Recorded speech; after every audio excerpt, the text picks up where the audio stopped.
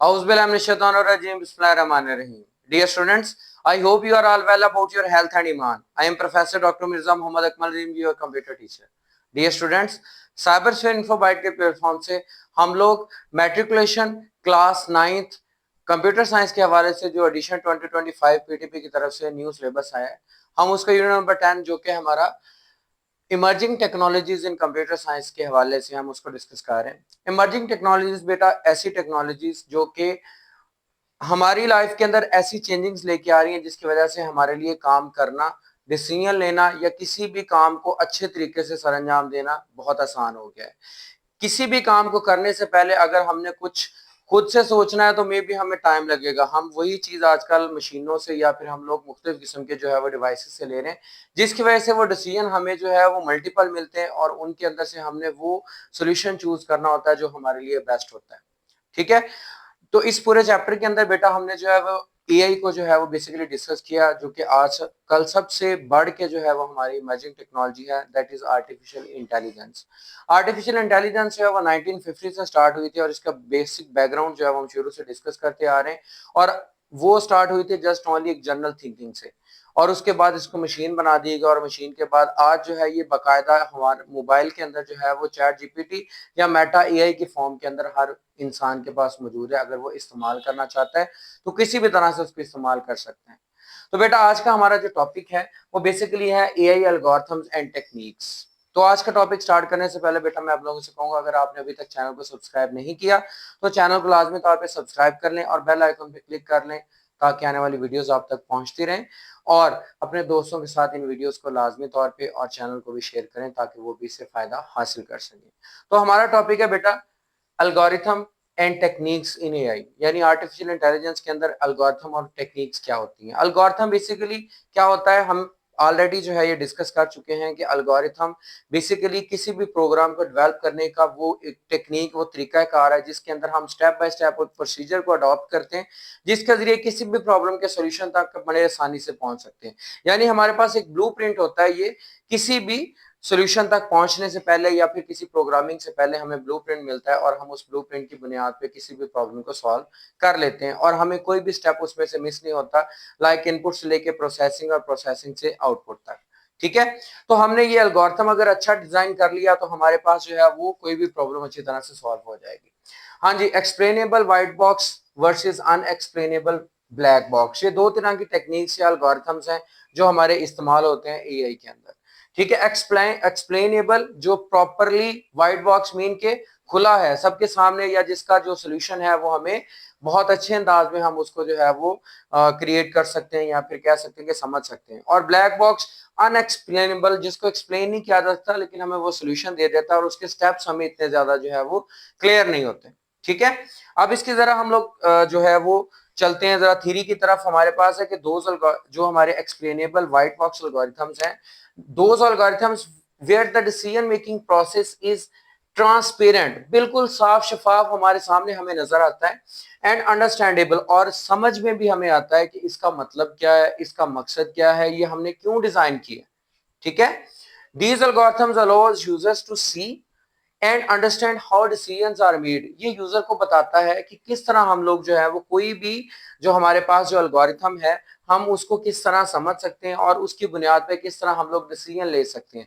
यानी कि हम इस प्रॉब्लम को सॉल्व करने के लिए इस एल्गोरिथम को अच्छी तरह से इस्तेमाल करके क्या हमारा डिसीजन ऐसा होगा कि प्रॉब्लम सॉल्व हो जाएगी या नहीं। यानी ऑटोमेटिकली हमें पहले से ही एक बाकायदा जो है वो पता चल जाता है बिल्कुल ट्रांसपेरेंट वे से कि ये चीज जो है वो प्रोसेस हो सकती है या नहीं हो सकती।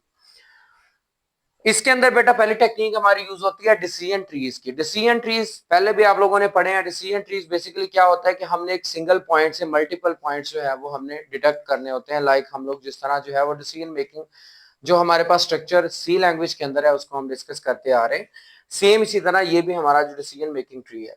It is a tool that helps the computer make decisions by following a series of questions. अब इसमें क्या होता है कि एक ऐसी टूल है जिसमें डिसीजन मेकिंग कैसे होती है कि कंप्यूटर मल्टीपल क्वेश्चंस करता है, या फिर हम कंप्यूटर से मल्टीपल क्वेश्चंस पूछते हैं, या वहां पे हम मल्टीपल क्वेश्चंस लिखते हैं कि हम ये हमारी क्वेरीज हैं, ये हमारे क्वेश्चंस हैं, इनके अकॉर्डिंगली हमने प्रॉब्लम को सॉल्व करना है, या हम क्या, कैसे और किस तरह जो है वो इन चीजों को अडॉप्ट करें। तो फिर कंप्यूटर भी आगे से हमारे से क्वेश्चन करता है। सो इससे क्या होता है, each question lead to another question, हर एक क्वेश्चन से नया क्वेश्चन निकलता है और final answer much like a flow chart, और एक फाइनल आंसर हमें एक ऐसा मिल जाता है जो कि फ्लो चार्ट है, वो एक ऐसा ब्लूप्रिंट है जिसके थ्रू हम लोग प्रॉपर प्रॉब्लम के सोल्यूशन तक पहुंच जाते हैं उन सिचुएशंस की बेस पे जो हमारे पास हैं। लाइक जितने हमारे पास जो है वो उसके लिए कॉस्ट है, जिसके लिए जितना हमारे पास टाइम है एंड मोर जितनी भी स्पेस है, यानी हर कम्प्लेक्सिटी को मद्देनजर रखते हुए हर हमारी प्रॉब्लम जो है वो सॉल्व हो सकती है। ठीक है, उसके बाद लाइक हम लोग जैसे कह सकते हैं कि हम लोग सर्च करना चाह रहे हैं कि हमारे पास है कि फीदर्स वाला, यानी एग्जांपल आपकी बुक के ऊपर ली हुई है कि इफ हमारे पास जो बर्ड है उसके फीदर्स हैं या फिर हमारे पास फर है। फीदर्स वाले को हम कहेंगे, ठीक है, अगर ट्रू सिचुएशन है तो वो फीदर्स वाले कौन कौन से हो सकते हैं हमारे, और उसके अलावा जो है अगर नहीं ठीक तो फर वाले कौन कौन से हो सकते हैं। तो ये मल्टी डिसीजन है, हमारे पास क्लियर एंड कट आ जाएगा, ये फंस वाले, फिन्स वाले और फीदर्स वाले जो है वो डिफरेंट हमारे पास जो बर्ड्स होंगे। उसके बाद बेटा हमारे पास लीनियर रिग्रेशन मेथड है। It is a way to find the relationship between the two features, दो फीचर्स को हमने कंपेयर करना है आपस में। और लीनियरली मीन क्या होता है, उन दोनों को इकट्ठा लेके हमने साथ चलना है और एक खास लीनियर वे यानी कंसिस्टेंट वे के साथ। ठीक है, यानी दोनों चीजें एट अ टाइम एक ही तरह चलेंगी उसके अंदर। Imagine you want to know how much time you should study to get the good grades, कि आप जो है वो जो इसके लिए सोचें कि आप अच्छे मार्क्स लेने के लिए, अच्छे ग्रेड्स लेने के लिए कितने घंटे अगर स्टडी करें तो आपके अच्छे ग्रेड्स आ सकते हैं। लाइक कंपैरेटिवली है ना ये चीजें, एक साइड पे आपके नंबर ऑफ आवर्स हैं, दूसरी साइड पे ग्रेड्स हैं। जितनी ज्यादा मेहनत करेंगे उतना ज्यादा टाइम भी लगेगा और उतनी ज्यादा मार्क्स भी अटेन करेंगे। तो एक लीनियर रिग्रेशन आ जाती है जो कि हम इसके थ्रू कर सकते हैं। So linear regression help you to find a straight line, बिल्कुल सीधा साफ जो होता है, that best fits the data points showing study time and the grades. ये हमें जो है वो स्टडी टाइम और ग्रेड्स जो है वो एक्चुअल बताता है। हम एक ग्राफ ड्रा कर लेते हैं, उसके अंदर हम कहते हैं कि आज मैंने 10 घंटे पढ़ा था, मुझे ये आउटपुट मिली, आज मैंने 15 घंटे पढ़ा था, मुझे ये आउटपुट मिली। तो जिस तरह टाइम बढ़ता जाएगा आपके ग्रेड्स यानी आपके मार्क्स, आपकी आउटपुट जो है ऑटोमेटिकली आपका नॉलेज बढ़ता जाएगा और वो उसके थ्रू जो है वो इम्प्रूव हो सकती है। उसके बाद बेटा हमारा आ जाता है route based system. Route based मतलब एक रास्ता दिखाता है हमें, ये भी एक ट्रांसपेरेंट चीज है। ठीक है, it is like a set of if then rules. If then कि अगर ये सिचुएशन ठीक है तो अगली सिचुएशन, अगर ये सिचुएशन नहीं तो दूसरी सिचुएशन क्या है। ठीक है, means rules that computer follows to make the decision, यानी ये एक डिसीजन मेकिंग टेक्निक है जिसके अंदर इफ देन का इस्तेमाल होता है कि अगर ये सिचुएशन नहीं है तो दूसरी सिचुएशन को फॉलो करो, और अगर ये सिचुएशन नहीं है फिर फर्दर, यानी मल्टीपल डिसीजंस हैं, मल्टीपल सिचुएशंस हैं और उनमें से कोई एक सिचुएशन मैच करेगी जो हमारे लिए परफेक्ट होगी। And these rules are written by humans to help the computer what to do in different situation. और हम यानी ह्यूमंस खुद लिखेंगे कंप्यूटर के अंदर, उस सॉफ्टवेयर के अंदर जो हम लोग एआई की बेस पे यूज कर रहे हैं, ताकि हम लोग एक डिसीजन अच्छा बना सकें। हम वो चीजें लिखेंगे, वो हमें एक प्रैक्टिकल वे से एक अच्छा मेथड जो है वो उन क्वेश्चंस के थ्रू बता देगा।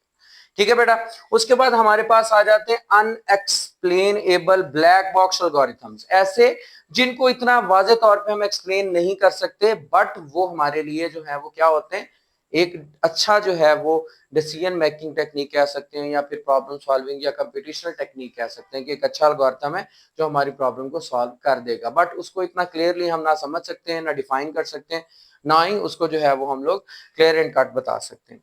Those algorithms where the decision making process is not easily इंटरप्रिटेबल, जिसको हम आसानी से, इंटरप्रेट करने का मतलब ये होता है कि ट्रांसलेट करना, हम आसानी से उसको ट्रांसलेट नहीं कर सकते।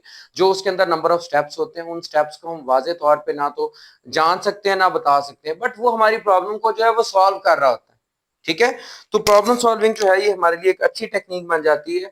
बट अगर जो ट्रांसपेरेंट रहेगी तो वो हम उसको जल्दी आसानी से और उसको उस पर अमल करना भी हमारे लिए आसान होगा। इसके अंदर हमें थोड़ा सा जो है वो कहते हैं कि इसके अंदर ना स्पॉट मौजूद होता है कि हम लोग जो है वो थोड़ा सा हिचकिचाते हैं। These algorithms often involve complex situations and interactions that make it difficult to understand how a particular decision was reached इनके अंदर बहुत सारी कम्प्लेक्स सिचुएशन, कंप्यूटेशनल सिचुएशंस आ जाती हैं, जिनको समझना, जिनको करना, जिनके थ्रू जो है, जिसका सोल्यूशन या प्रॉब्लम सॉल्विंग जो है वो बहुत ज्यादा टफ होती है, और हम उनको बहुत जो है वो एक अट्रैक्टिव वे से जो है वो करना चाह रहे हैं, बट हमारे लिए बड़ा मुश्किल हो रहा होता है। लेट्स सपोज हमारे पास एग्जांपल है, include the neural network and deep learning model, जो हमने लास्ट वीडियो के अंदर पढ़ा था।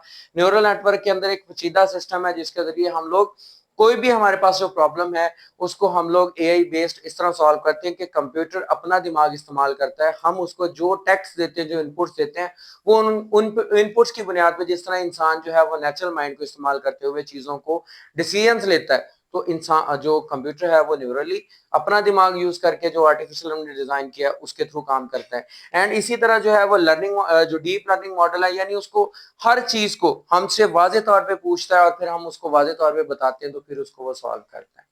ठीक है, तो ये बेटा हमारे पास जो है ये क्वेश्चन बहुत इंपॉर्टेंट आ जाता है, क्योंकि इसके अंदर हमारे पास डिफरेंस भी पूछा जा सकता है, और दोनों को एक्सप्लेनेबल फॉर्म में भी पूछा जा सकता है।